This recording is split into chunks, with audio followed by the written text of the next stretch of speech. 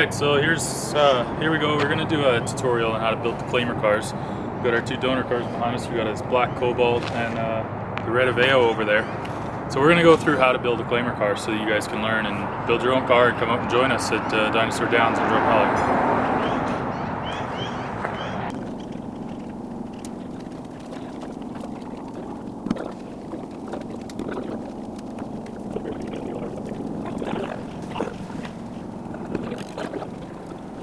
Alright, so step one of this whole process, we're going to strip the car.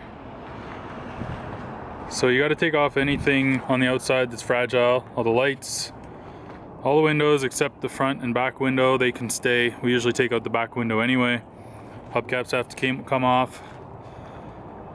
All the interior needs to come out as well. Oh, it's locked.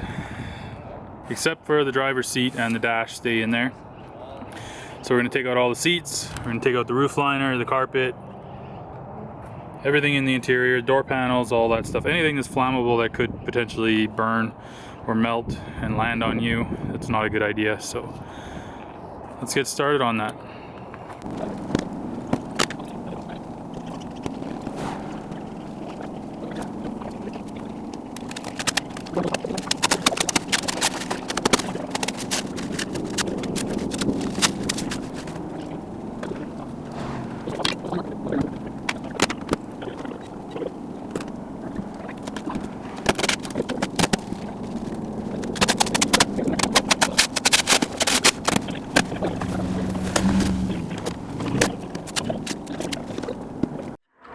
So we got Blake here starting on the headlights, a couple of bolts up top and those fall right out.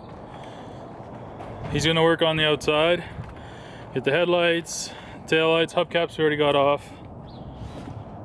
We usually leave the third brake light in and connected. It's high enough up that it's not going to get hurt or anything anyway. And then it gives people a little bit of an indication that you're trying to slow down a little bit so they don't drive right up your butt.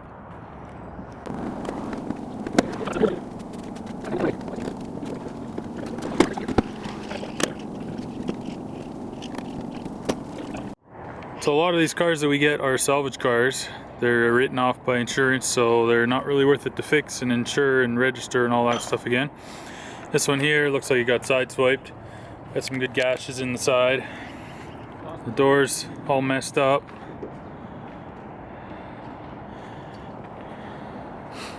This side's pretty. Yeah, the other side's pretty. You saw that earlier in the video. It looks like it's in good shape. Pretty decent car. Gonna make a good race car though.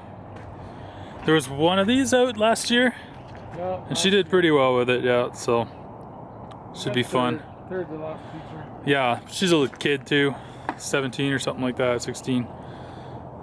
And then we got this little Aveo. Was this one written off as well, Jim? Was this one written off too? This corner. Oh, on the front corner there. See, that's all it takes to write these little eco boxes off, just that little corner. Bumper cover and a couple of lights and that's it, and it's done.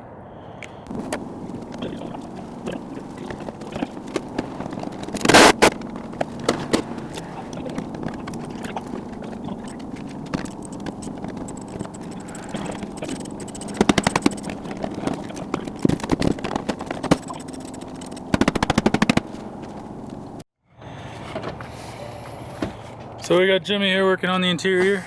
Pulled that front seat out already, working on the back seat. Just pop up like that, and they pull right out. A couple of bolts for the back of the back seat, and that's the seats done. We will have to pull out that driver's seat so we can get the carpet out underneath it and stuff. But coming along on the inside. And Blake's still working on that first headlight. I'm done. Oh, okay. On to the next one.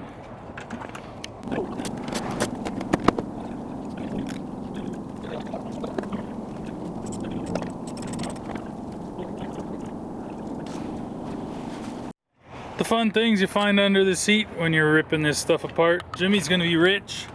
He found some quarters and parts of a puzzle. And pesos. And a peso, yeah, some peso money thing. And some candies and some pencils, fun stuff.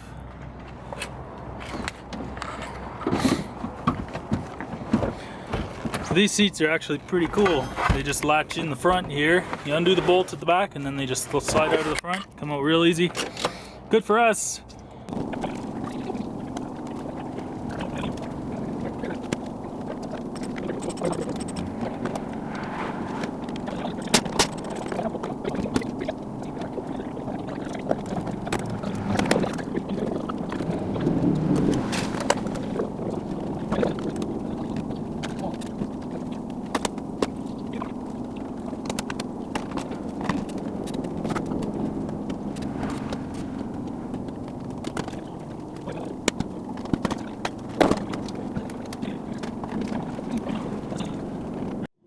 Alright, I got the door skin off on the passenger side here.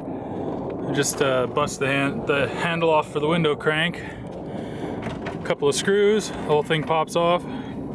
We'll take this bracket off so we can get back there and unbolt the window and pull the window out. Take the side mirrors off, a couple of bolts there. Jimmy's working on that side over there. Taking off the console, it's a lot easier to get the carpet out if you pull the console out. We'll probably put the console back later, just for comfort. Nice. Sometimes they have the armrest on them and stuff like that, so it's nicer to have in there. Less sharp, pointy edges and stuff too. And Blake's back here, playing in the trunk, taking the taillights out. We got to take all the carpet out of the trunk, the spare tire, all the jack, all that stuff in there. We leave the speakers and stereo in just because it's fun, because they still work. And we can blare the tunes while we're racing, just for fun.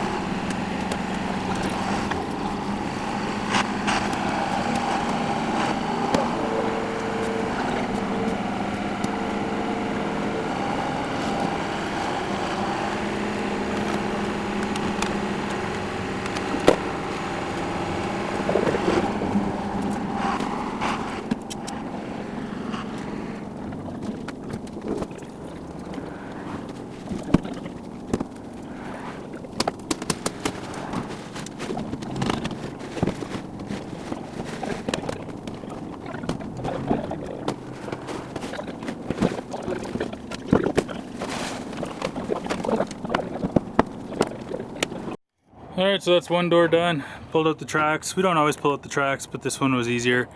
Windows out, door skin's out, mirror's gone. That door's done. Blake's back here working on the... Well, how do you take out taillights with a reciprocating saw? I had to take drastic measures. The bolt won't move. Already got this one out. Jummy's over here working on something. Seatbelt. He's taking out the seatbelt bolts. We usually take them out nice because then we use those bolts again to remount the harnesses when we mount our 5-point harnesses in there. They're strong enough to be factory spots. They're strong enough to be there for our harnesses for sure.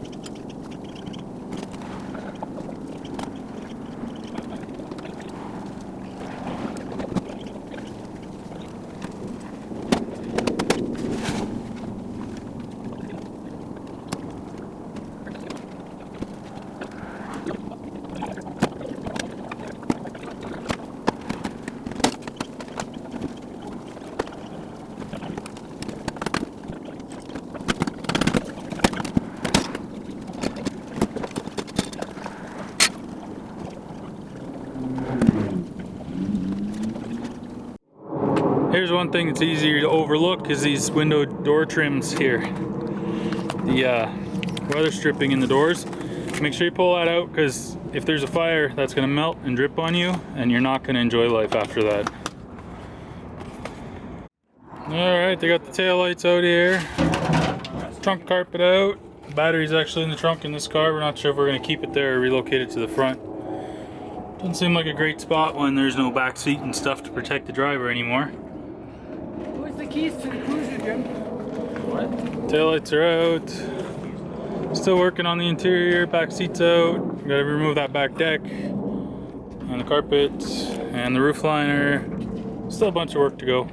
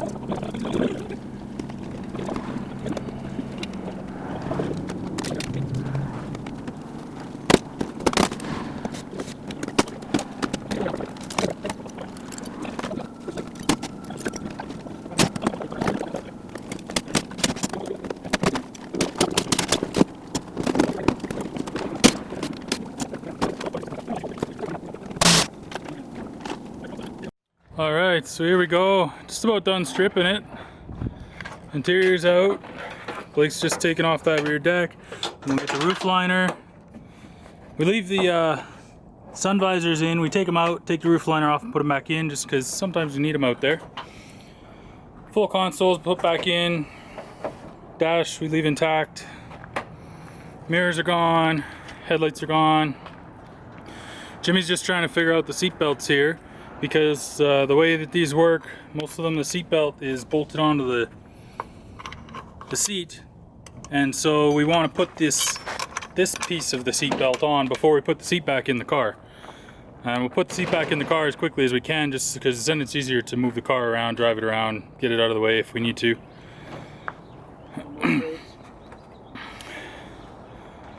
But yeah, that's pretty much stripped. A couple more little things and then we'll get back to it. And then we'll show you the building up of the safety gear pretty much it's going to be the next thing we need to do.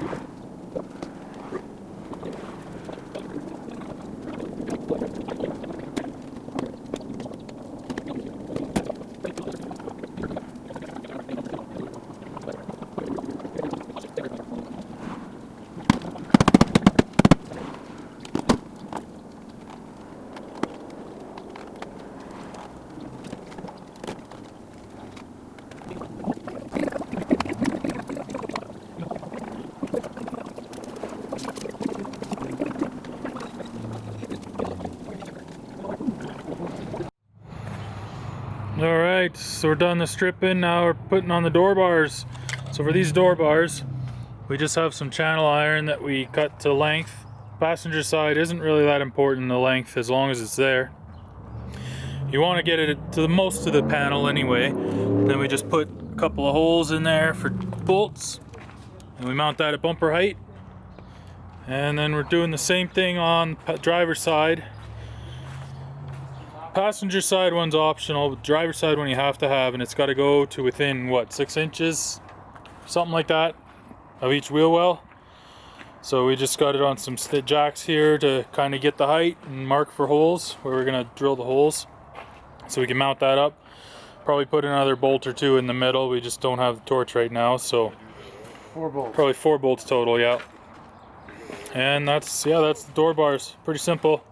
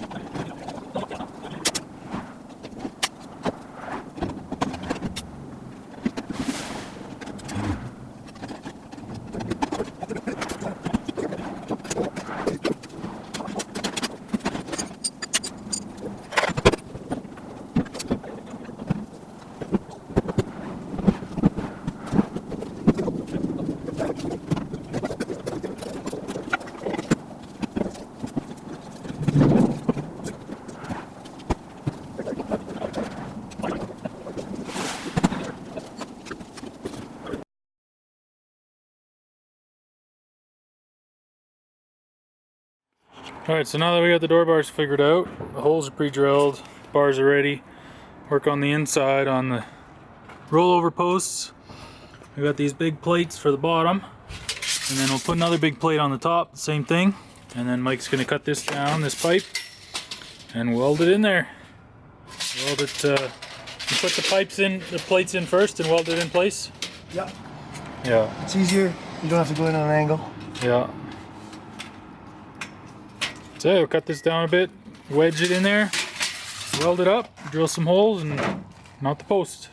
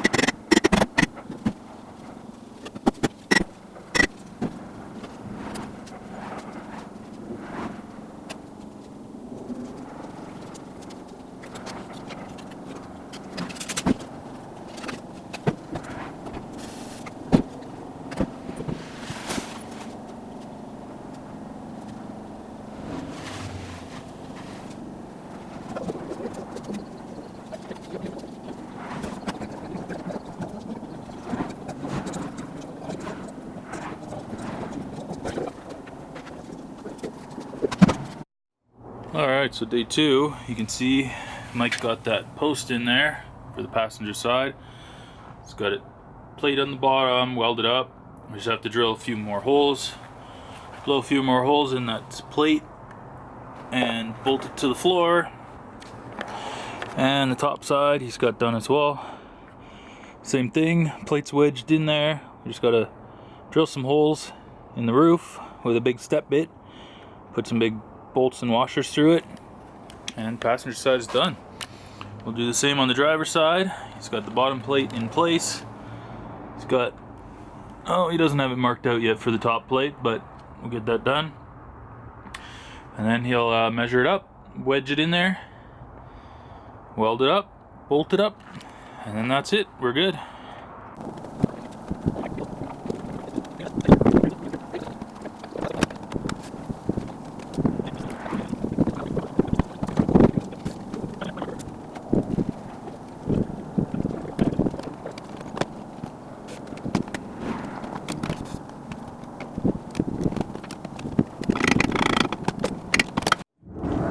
Here's Jimmy's magical way of punching holes so that they're lined up. He loves it. Use a small drill bit from the bottom just to make holes so that you can see where you need to punch in the top. And then, where's the other piece? The step bit. Oh.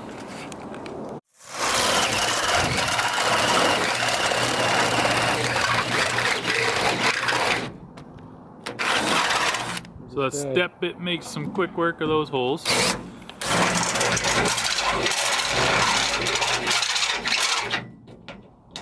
And if you put it in the plate hole, the plate will keep it centered in.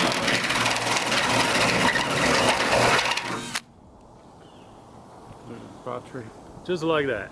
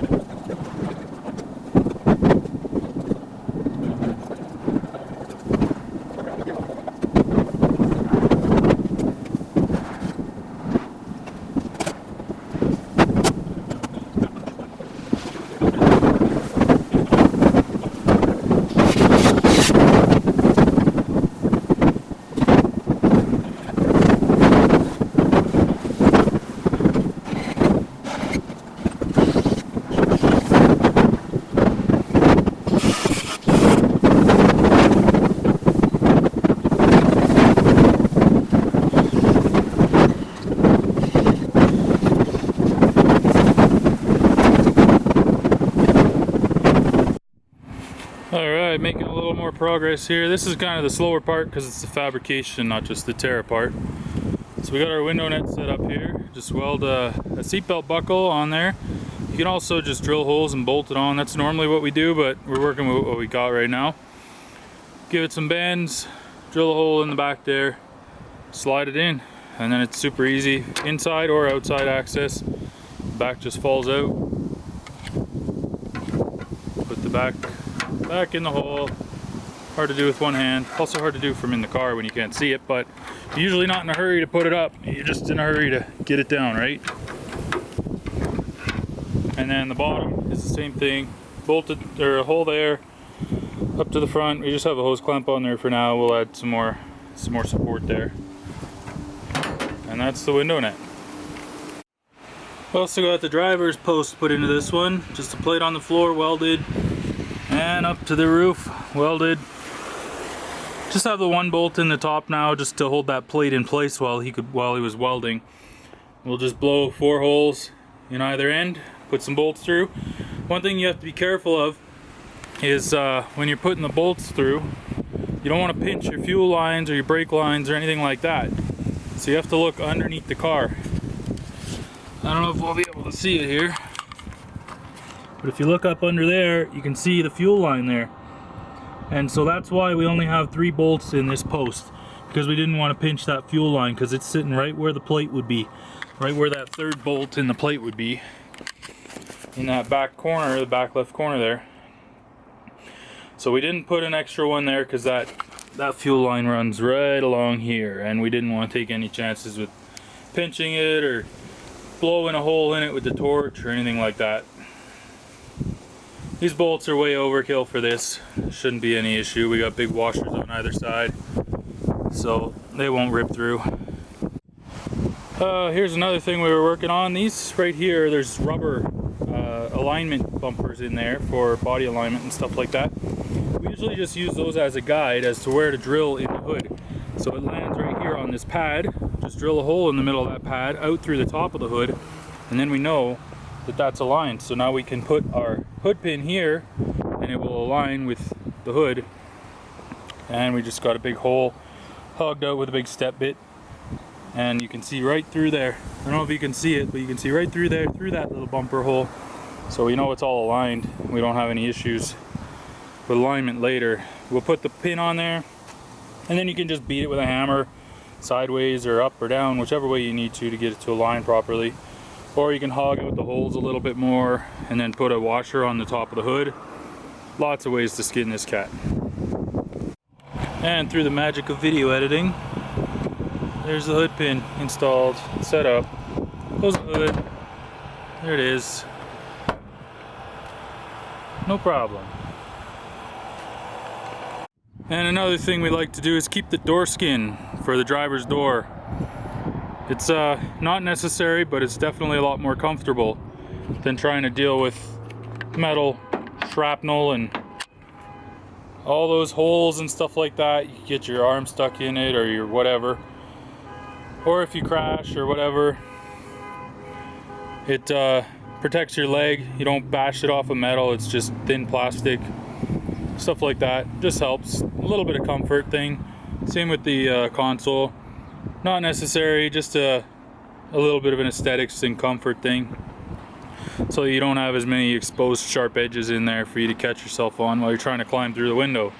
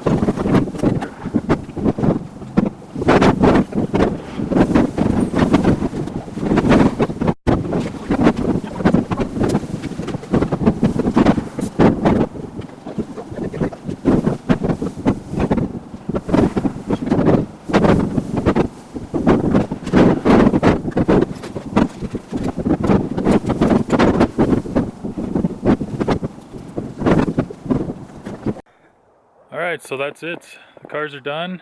There's the Cobalt and the Aveo. You can see in the background here, there's a whole bunch of other cars. This is all of our cars. We just dropped it off at the racetrack. This is the best part about claimer cars at Dinosaur Downs, is you can leave them at the track for free.